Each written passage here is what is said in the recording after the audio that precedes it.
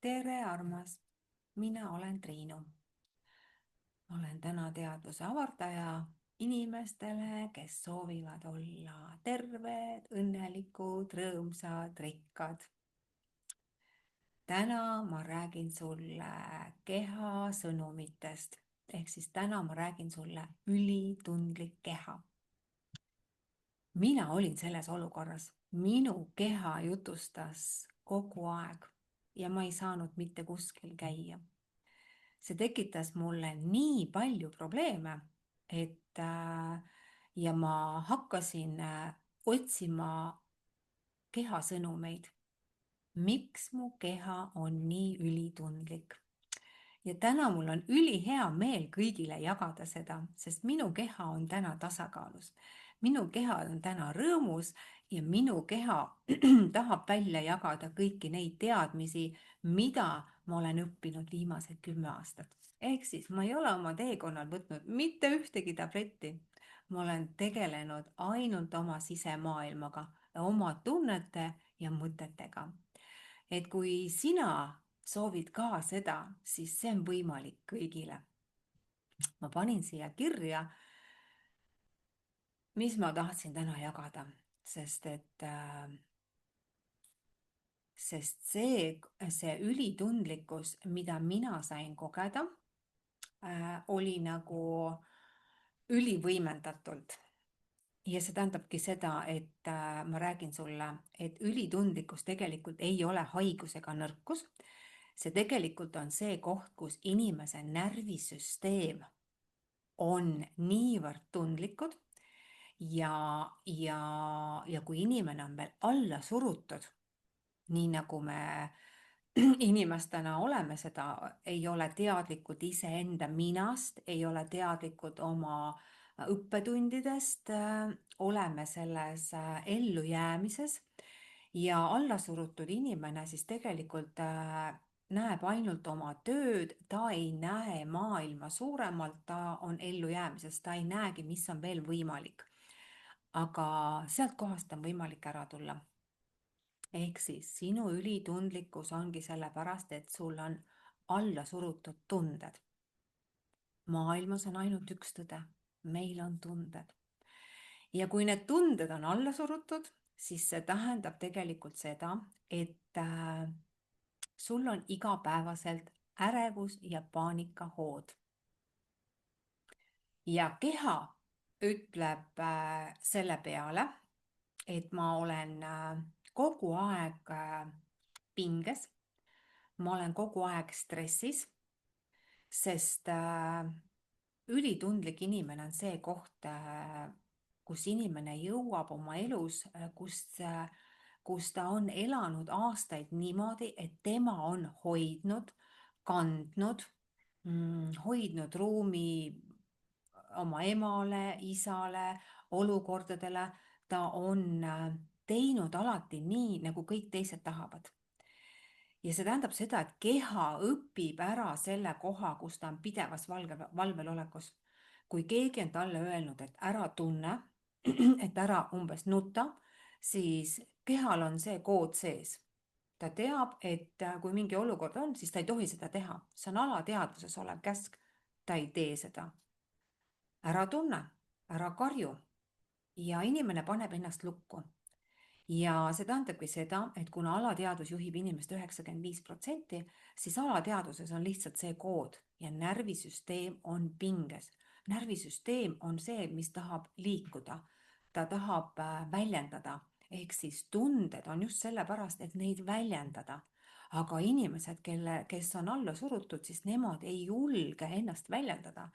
Nad ei julge isegi tahta oma elus elada suuremalt, sest neil on selline tunne, et nemad ei saa midagi, et nemad on nagu, et nad peavad olema, kuulsin ühte uskumust, et ühel inimesel oli selline uskumus, et kõik ei saa marjamaale, keegi peab jääma ka karjamaale. Siis te võite ette kujutada, millise pinge ja stressi all on inimesed. Või siis on see uskumus, et minu jaoks pole mitte midagi võimalik. Kõik tuleb raskelt. Noh, ja siis keha on kogu aeg selles pinges, kõik tuleb raskelt ja siis kõik tulebki raskelt ja siis inimene vaevalt suudab liikuda, sest tema närvisüsteemis on see kood. Aga ärevus ja paanika on esimesed asjad, mis näitavad ära inimese nagu seda ülitundlikkust. Tänaseks ma olen ka aru saanud, et on inimesed, kelle keha ei räägi nii palju, sest nende tunded on kogu aeg alla surutud.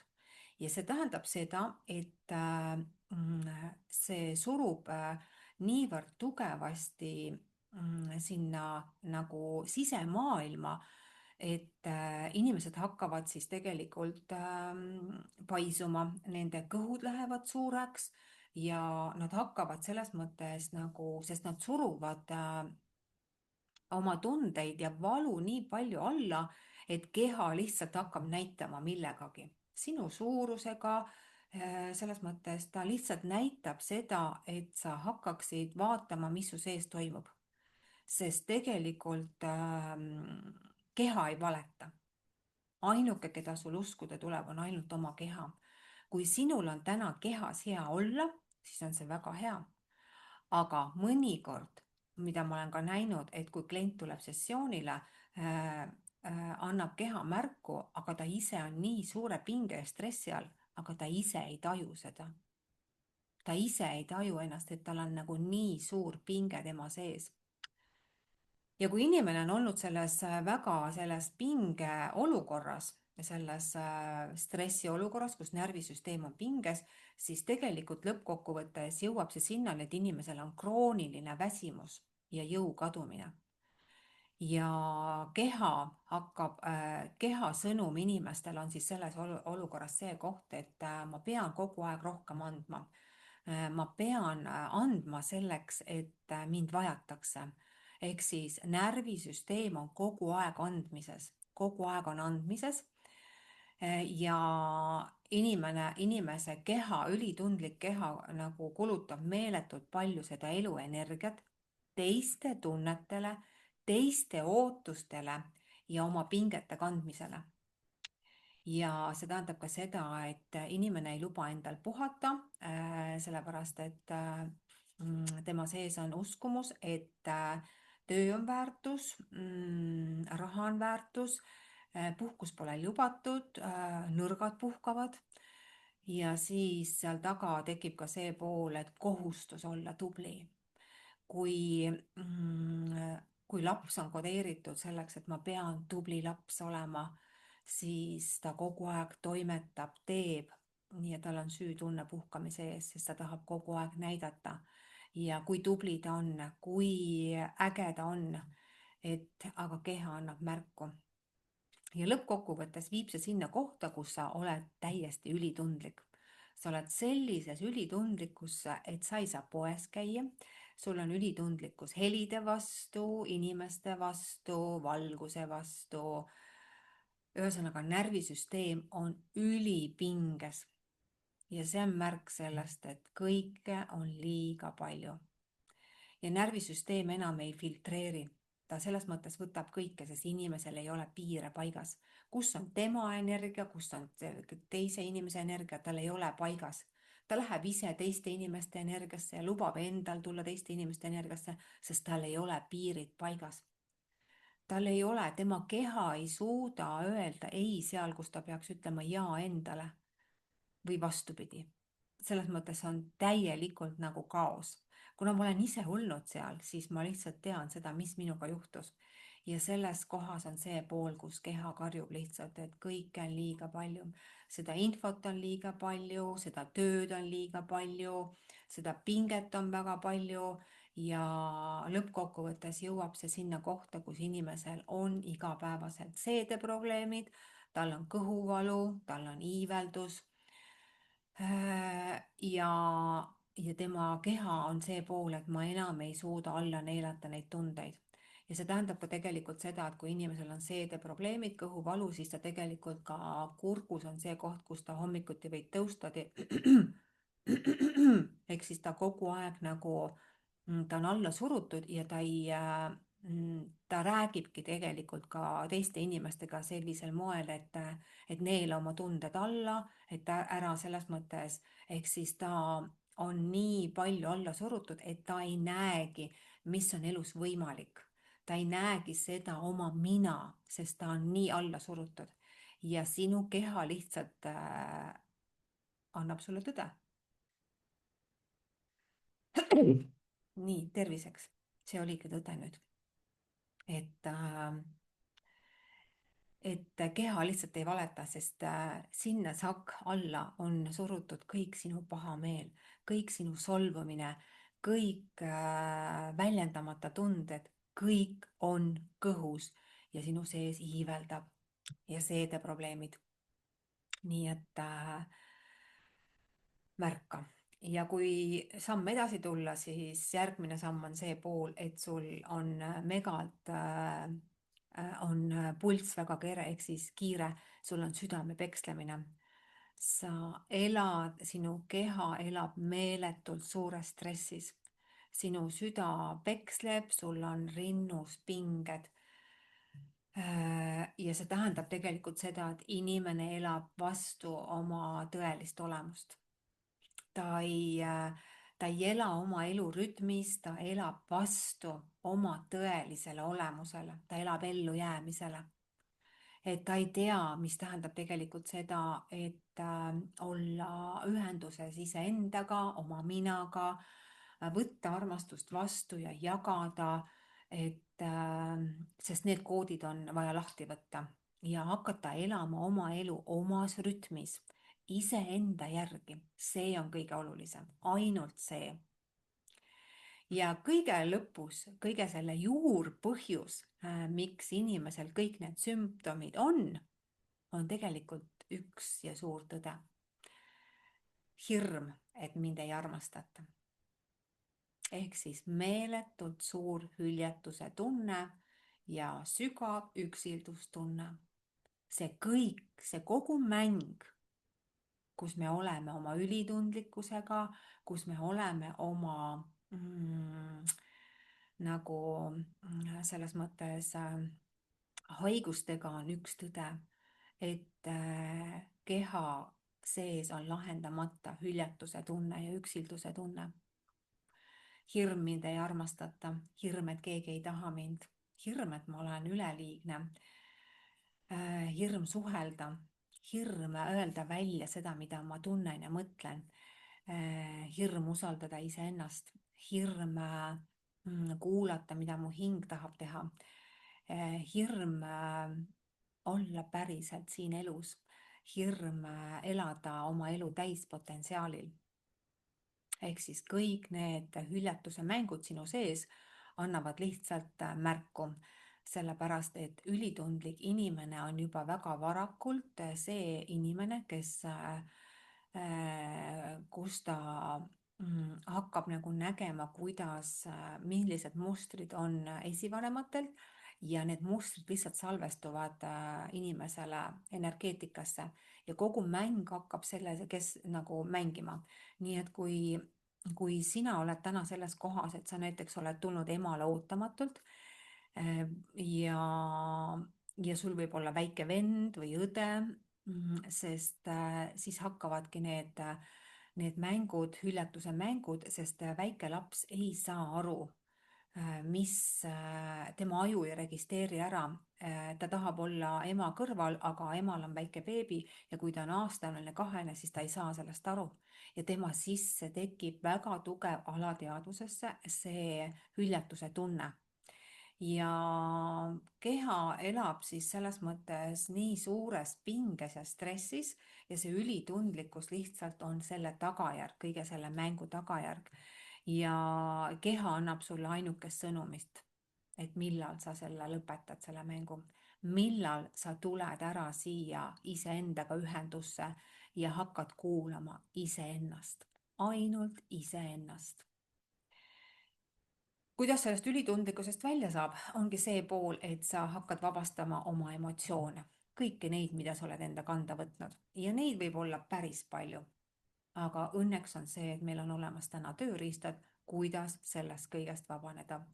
nii et kui sinul on täna selline olukord, siis see tähendab seda, et sul tuleb täiesti kardinaalselt oma elu muuta, sest sinu närvisüsteem vajab tegelikult rahu, sinu närvisüsteem vajab piire, sinu närvisüsteem vajab puhkamist ilma süütundeta, sinu närvisüsteem vajab lubamist olla selline, nagu sa oled ja mitte mingisugust nagu parandamist, vaid mõistmist.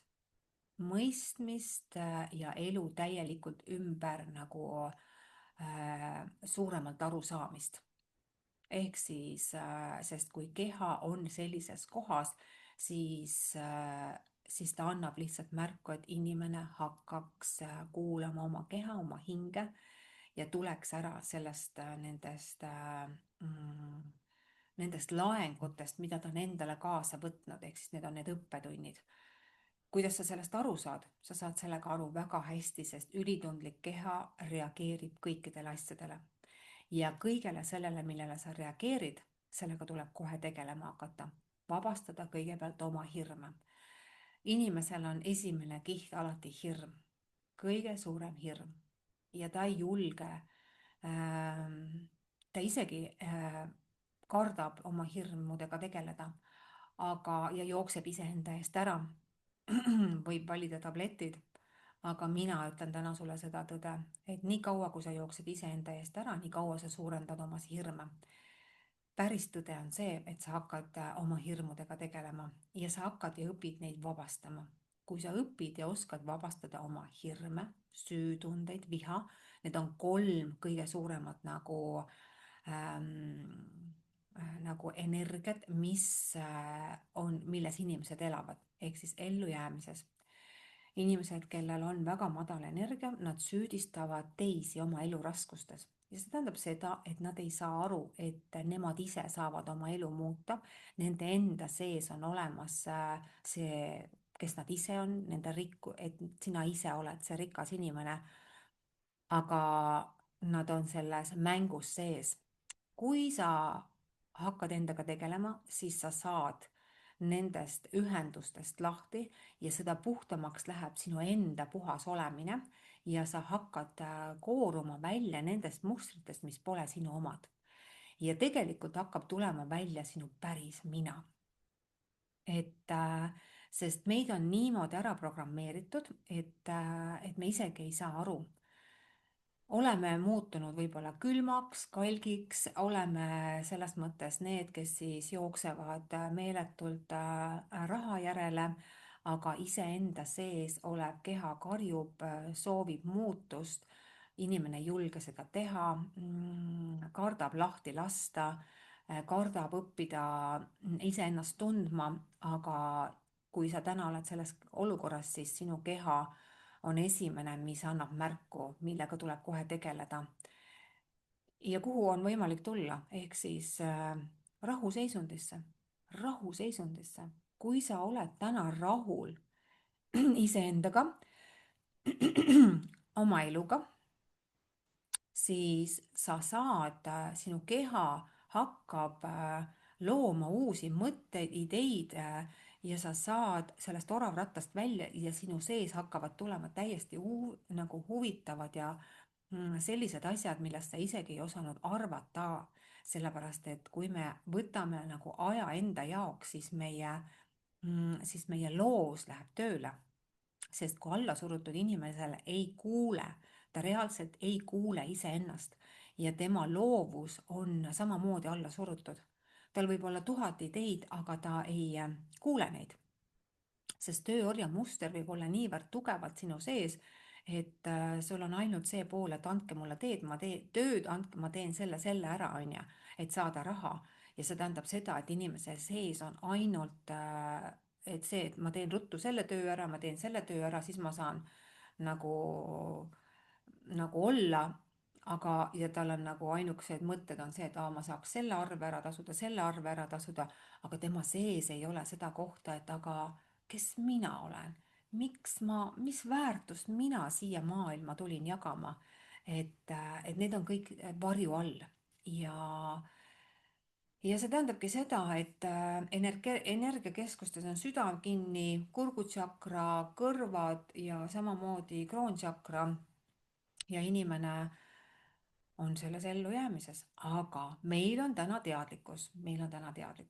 on võimalik sealt ellujäämisest ära tulla ja hakata avama oma südant, sest et meie süda on kogu aeg olnud kaitses ja avada oma kurk, ehk siis hakata rääkima oma tõde, hakata kuulama iseennast, hakata nägema elu suuremalt. Nii et see kõik on võimalik. Nii et mina olen Triinu ja aitan täna inimestel vabastada neid emotsioone, mida nad kannavad, mis tekitavad neile raskustunnet ja mis ei lase energial voolata. Nii et panen siia alla kontaktid, kui sind kõnetas täna see koht, et sa oled täna see ülitundlik ja ei saa oma elu elatud nagu täispotentsiaalil, siis kirjuta mulle julgelt, sest ma tean, mida sa tunned. Ja ma tean, et kõik on võimalik. Aitäh sulle, tšauka!